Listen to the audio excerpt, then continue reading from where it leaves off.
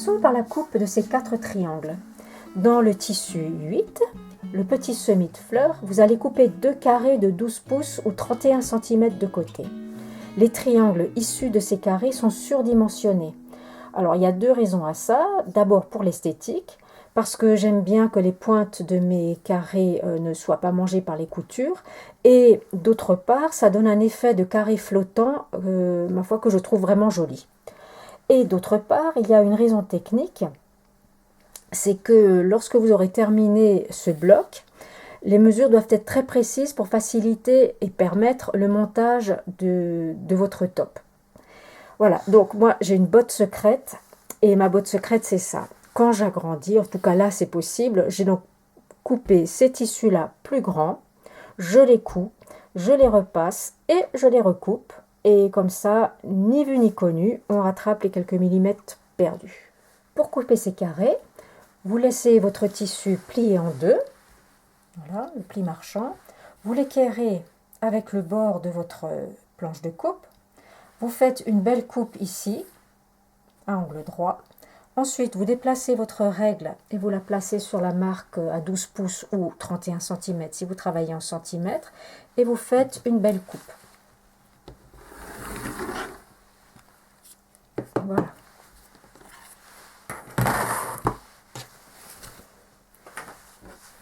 Ensuite, vous tournez votre tissu. Vous alignez le bord avec le bord de la planche de coupe. Vous supprimez la lisière.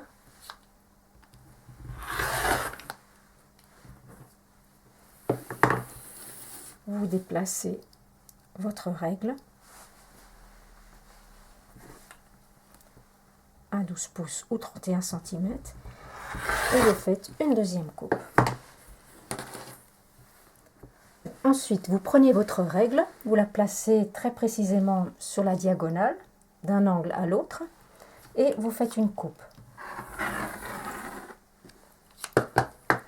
Et avant de toucher à vos tissus, vous déplacez la règle, vous la placez sur l'autre diagonale et vous faites une petite marque au milieu.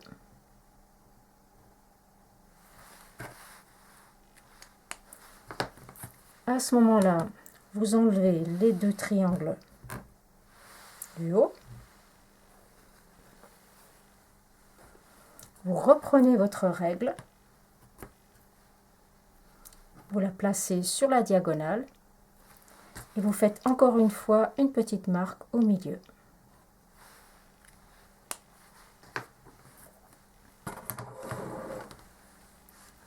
Alors comme moi j'ai déjà cousu mes triangles, on va imaginer que ce tissu c'est votre bloc central. Il a les mêmes mesures. Vous prenez votre triangle, vous le placez endroit vers le haut. Au niveau de la marque, vous posez une petite épingle.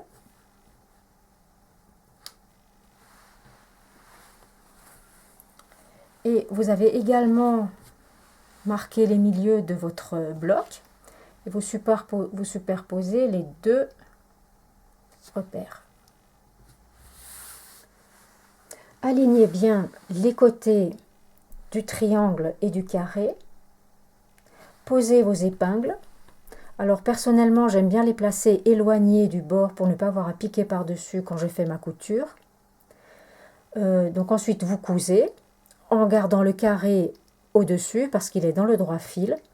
Ensuite, vous faites la même chose avec le côté en face et puis ensuite avec les 2 triangles restants, les 2 côtés restants. Et quand c'est fait, vous allez repasser les coutures du bloc. Pour recouper ce bloc aux bonnes mesures, c'est facile. Alors, votre bloc fini mesure 19 pouces et demi. Donc, vous allez devoir recouper un carré de 20 pouces. Alors, j'ai installé le bloc sur la planche et vous allez aligner les pointes des bandes en onglet avec le marquage à 11 pouces de votre planche de coupe. Donc, ici, j'ai 11. Mes centres, les coins passent par là et ici également. Donc 11, 11, 11 et j'aligne. Et donc quand c'est bien installé comme ça, je vais pouvoir recouper ce qui dépasse ici.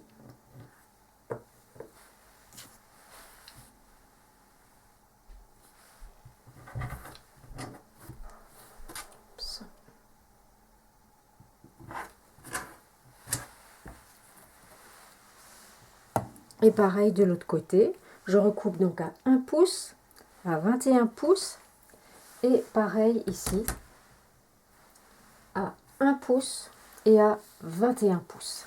Ce qui fait qu'après, j'ai un carré qui mesure pile poil 20 pouces. Nous allons terminer ce petit bloc avec une bordure en onglet qui mesure 3/4 de pouce ou 2 cm finis. Donc pour réaliser cette bordure, vous allez couper des bandes de 1 pouce 1/4 ou 3 cm et demi de large et d'environ 26 pouces de long.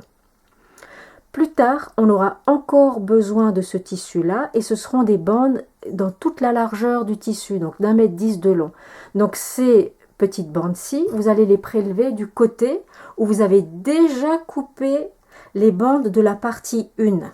Et pour avoir une de jolies bandes qui soit bien nette au bord du patch, vous allez commencer par faire une coupe qui suit les poids.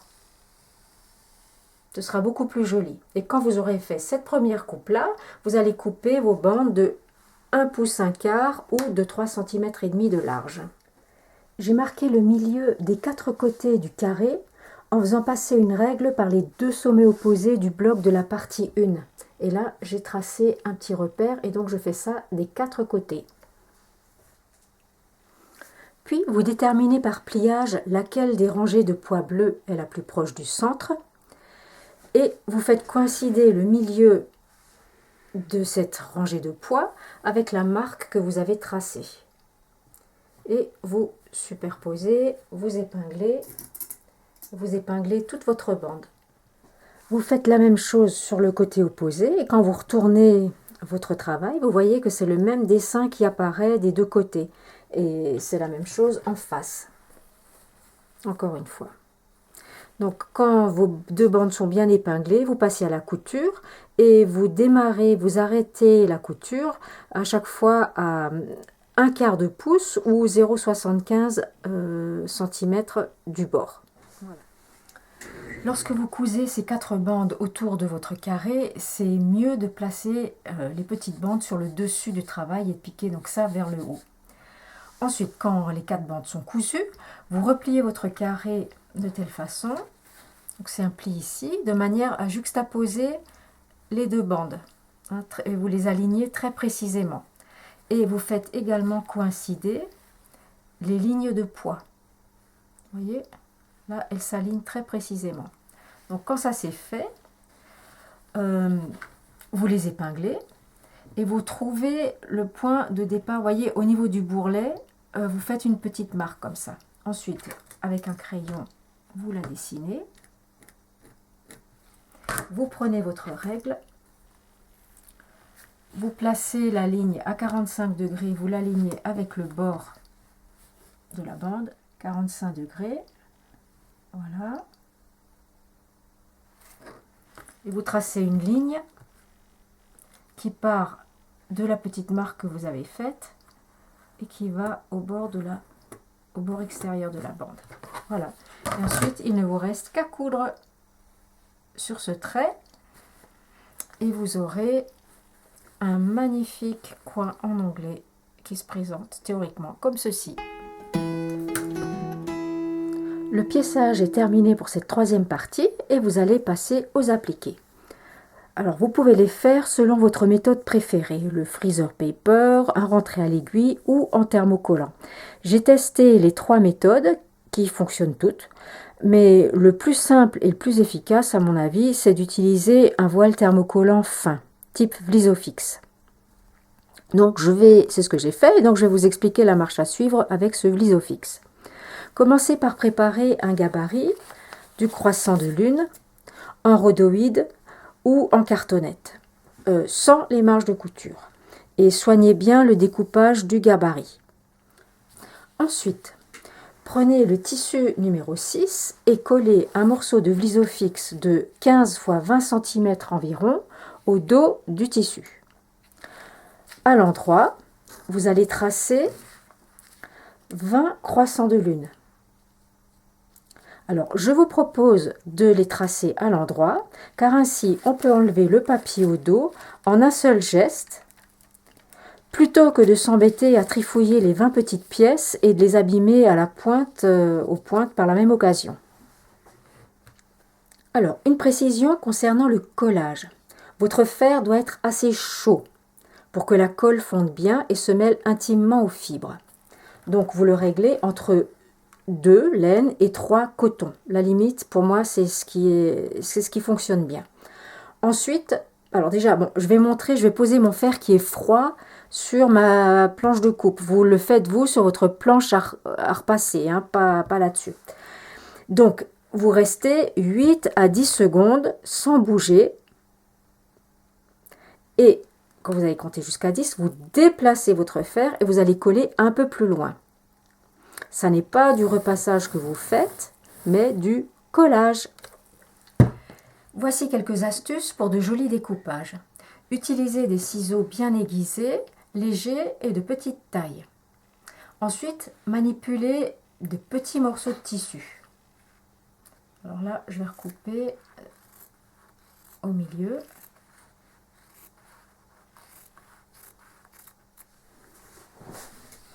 Et enfin, essayez de ne pas bouger la main qui tient les ciseaux, mais plutôt de faire pivoter le tissu de l'autre main. Alors pour disposer joliment les petits croissants de lune tout autour du carré central, vous allez commencer par tracer 2 traits qui prolongent les bords du carré par là. Et ensuite, vous tracez une ligne à 1 demi-pouce ou à 1,25 cm du bord du carré. Et vous faites ça tout autour. Ensuite, vous marquez les milieux des 4 côtés du carré. Donc, j'ai mis un petit trait ici. Vous prenez votre bloc, vous le posez sur votre planche à repasser et ensuite, vous placez le petit croissant de lune par centrage. Donc, je me repère par rapport à cette marque-là. Je place ceux des extrémités.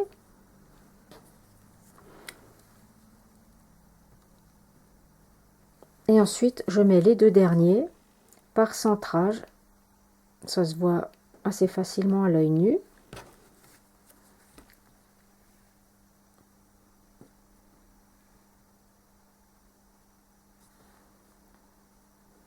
Voilà. Et quand ils sont bien placés, vous les collez avec votre fer chaud sur température réglée juste en dessous de 3. Coton.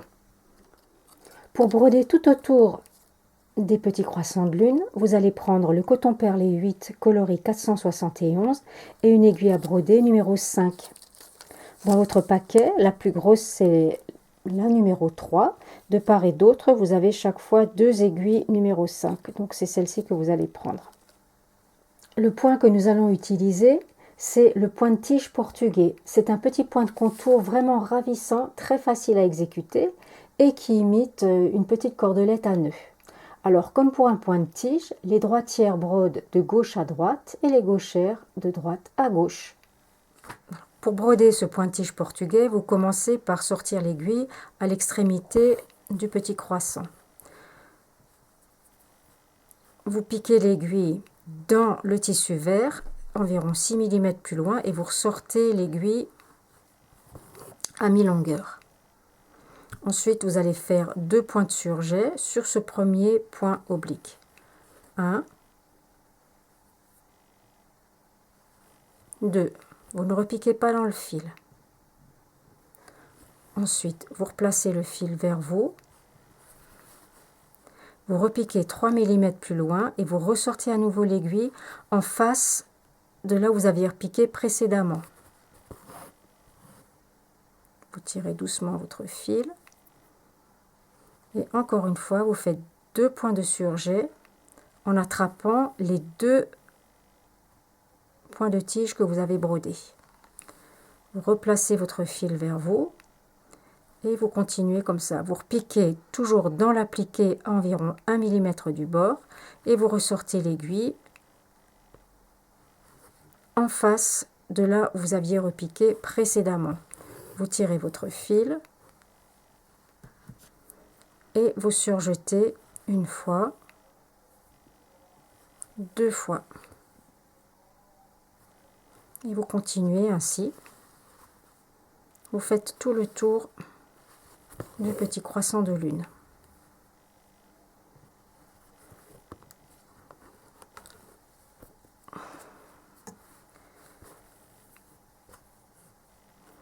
Alors ici pour les besoins du filmage, je travaille avec un tambour, sinon c'est trop difficile de centrer l'image, mais c'est un point que chez vous, vous pouvez faire sans tambour, c'est plus facile et je pense que comme il y a du Vlisofix là, vous n'aurez pas de problème de tension. De même, il n'y a pas de toile à beurre au dos de l'ouvrage pour réaliser cette broderie-là.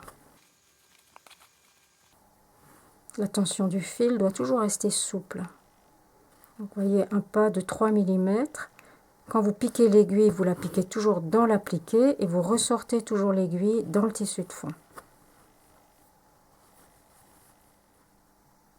Pour le dernier point, vous repiquez à l'extrémité, vous ressortez comme d'habitude en face. Vous faites vos deux petits points de surjet. Et vous venez repiquer ici, à la pointe. Et pour démarrer de l'autre côté, vous tournez votre ouvrage et vous refaites un premier point de 6 mm de long en repiquant dans l'appliqué. Pour broder ces petits trous festonnés, il faut d'abord préparer le terrain. Alors vous allez commencer par tracer un trait tout autour de l'octogone à 3/8 de pouce du bord ou à 1 cm. Ensuite, vous divisez cet espace en 5 et vous tracez une petite marque tous les 13/16 de pouce ou tous les 2,1 cm. Ensuite, vous prenez une petite bobine de fil à coudre de 100 mètres. Enfin, celle que j'utilise en tout cas, il y a 100 mètres de fil dessus, et le diamètre fait 1,9 cm ou 3/4 de pouce. Et ce format est très pratique parce que je peux l'installer pile poil entre les marques que j'avais dessinées précédemment. Donc, vous installez votre bobine de fil contre le trait à 1 cm que vous avez déjà dessiné, et vous dessinez tous vos arcs de cercle autour de l'octogone. Installez votre broderie dans votre tambour. Puis préparez une aiguillée de coton perlé 5 coloris 828. Quand vous avez une échevette comme ça, vous enlevez les deux bagues, vous détordez le fil, vous repérez le nœud et vous faites une coupe. Ensuite, vous réenfilez la bague et moi j'attache avec un nœud comme ça. Vous pouvez aussi tresser le fil, c'est à votre guise. Donc avec votre aiguillée de coton perlé 5, bleu ciel, vous allez ressortir l'aiguille au centre de l'arc de cercle que vous avez dessiné tout contre le bord du bloc. Les droitières brodent de gauche à droite et les gauchères vont broder de droite à gauche. Et tout le monde démarre par un point de bouclette. Donc je m'installe, je repique, je prépare une boucle comme ça, je repique l'aiguille dans le même trou par lequel j'étais sortie et je ressors mon aiguille au bord du tracé.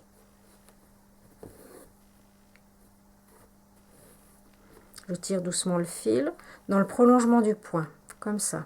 Je maintiens ma boucle, je repique dans le même trou et je ressors encore une fois l'aiguille au bord du tracé. Et je tire toujours le fil dans le prolongement du point.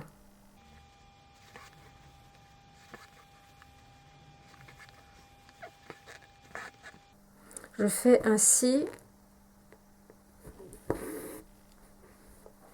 9 points de feston, ce qui fait que, en comptant tous les petits segments, au bout j'en aurai 11. On peut aussi en faire 12, éventuellement 10, ça marche aussi. N'en faites pas beaucoup plus parce que vous n'auriez pas la place d'aller broder les petits points lancés entre. Et si vous en faites moins, vos festons vont avoir tendance à rouler comme ça et ça n'est pas très joli. Donc 11, bah, c'est pas mal. Voilà, donc quand vous êtes arrivé au bout, vous repiquez et vous maintenez. Vous ressortez au milieu de l'arc de cercle suivant. Vous préparez votre point de bouclette. Donc vous placez votre fil sous votre pouce. Vous repiquez dans le même trou et vous ressortez l'aiguille au bord de votre tracé. Et vous recommencez. Donc toujours en plaçant bien votre fil dès le départ. Sans trop serrer. Et vous ressortez toujours l'aiguille sur le tracé.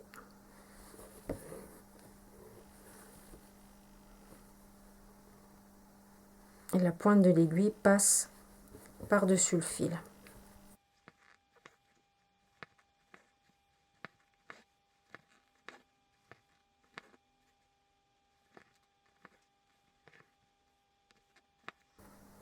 Puis vous prenez une aiguillée de coton perlé 8 coloris 402. Vous ressortez l'aiguille dans la boucle. Vous repiquez. Alors vous pouvez aller chercher comme ça en grattant à la surface. Et vous faites des petits points lancés entre chaque point de feston.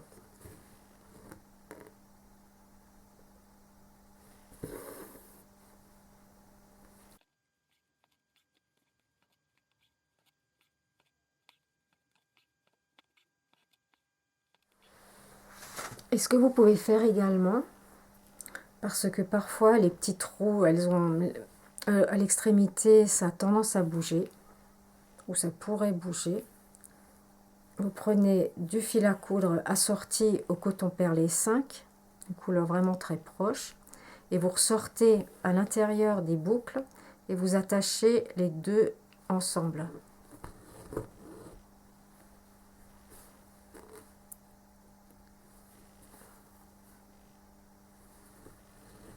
Voilà, je fais deux petits points qui sont complètement invisibles et qui vont bloquer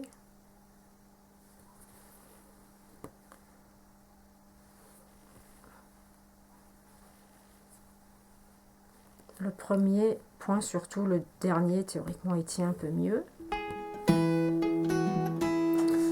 Pour terminer cette troisième partie du quilt mystère, vous allez réaliser 20 yo-yo. Personnellement, j'en ai fait 7 dans le tissu bleu et les 13 autres dans les deux tissus verts. Ces 3 tissus seront réutilisés ultérieurement.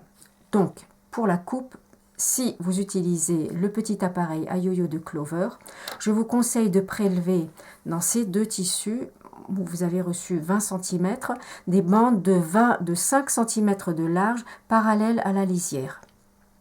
Et si vous n'avez pas le petit appareil de Clover, vous utiliserez les gabarits que vous trouverez dans la planche d'explication de Quiltmania et vous tracerez ces cercles toujours parallèlement à la lisière. En ce qui concerne le vert le plus clair, je vous conseille de tracer ou de couper une bande plutôt perpendiculairement à la lisière, dans le haut ou le bas de votre tissu. Alors on va commencer par installer notre tissu dans la partie creuse de l'appareil, l'endroit du tissu vers le bas. Ensuite, on insère le disque. Les repères du disque doivent coïncider avec ceux de l'appareil.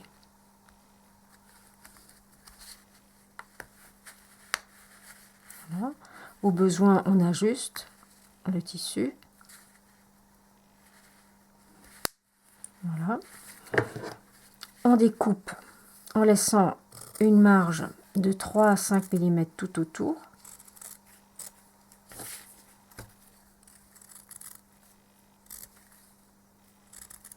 On découpe les coins. Ensuite, vous prenez une aiguillée de fil à coudre solide. Là, j'utilise du fil à quilter. Vous faites un nœud à 2, en laissant un gros nœud, en laissant environ 2 cm de queue.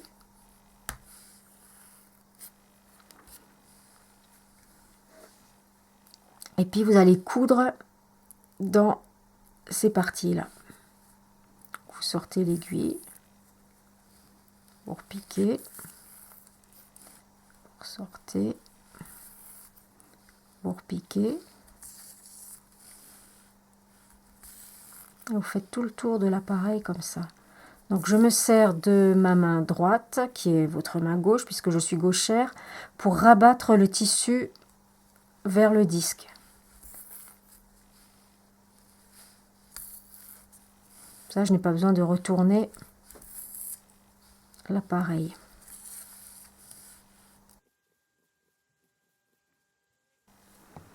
Quand vous avez fait le tour de l'appareil, vous doublez le premier point.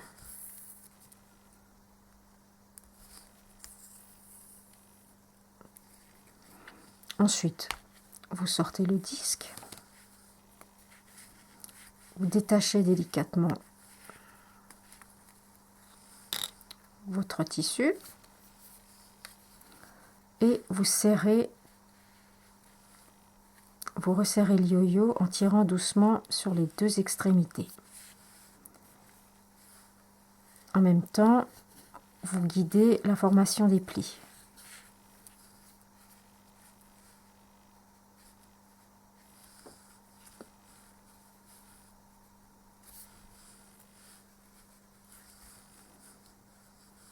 Quand c'est bien resserré, vous faites un nœud.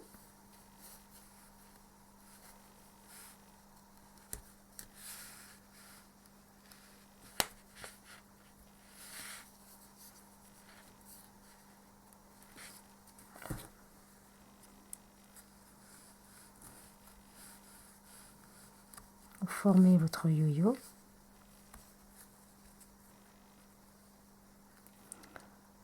Vous pouvez repasser dans quelques plis.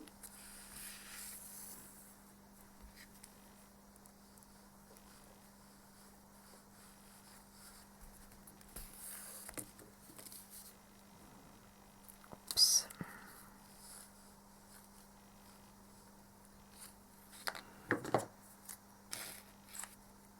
Ensuite, ce que j'aime bien faire, c'est que je prends une aiguille avec un chat un peu plus gros.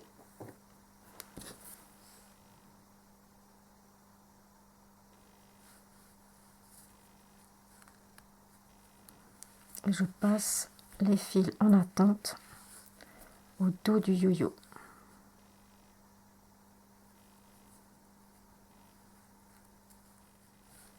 Puisque ces yo-yos seront cousus sur l'ouvrage, on peut très bien passer les fils au dos et faire notre nœud au dos.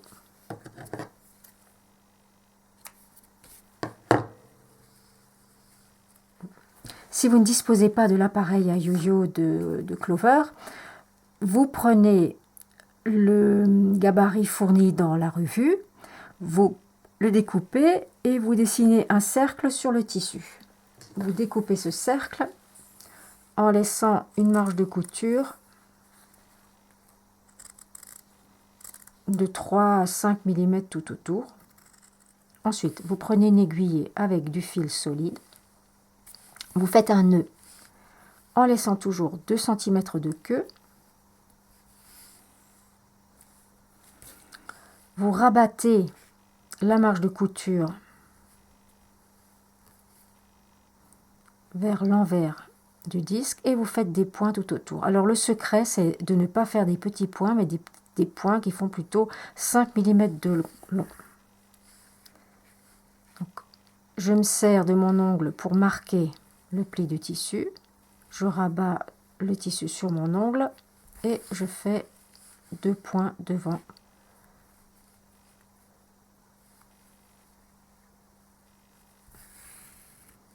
Vous faites le tour du cercle.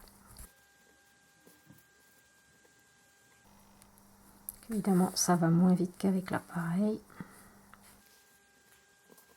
Enfin, le secret, c'est de faire des grands points. Si vous faites des petits points, Vous aurez beaucoup de tissu à froncer et vous aurez un trou au centre du yo-yo, une fois que vous aurez resserré les extrémités du fil.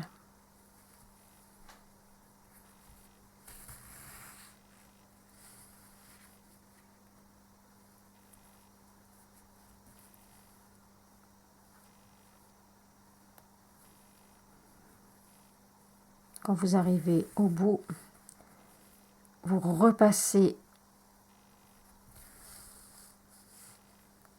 voyez, vous prolongez un peu, vous repassez là où vous aviez déjà commencé. Et pareil, vous formez une petite cuvette et vous tirez les deux extrémités du fil.